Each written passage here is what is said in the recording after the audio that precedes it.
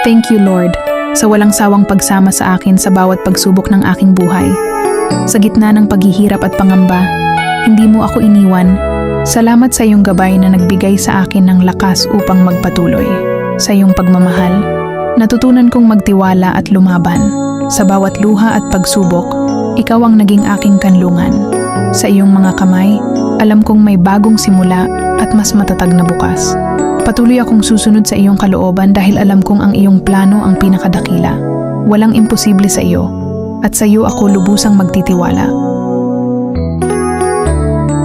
Ang buhay ay puno ng hamon at pagsubok, pero laging may mga dahilan para maging kontento.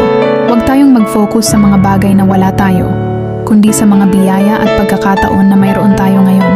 Minsan, ang pinakamahalagang bagay ay hindi nakikita, kundi nararamdaman. Ang pagmamahal ng pamilya, ang mga simpleng tagumpay, at ang bawat pagkakataon na magpasalamat.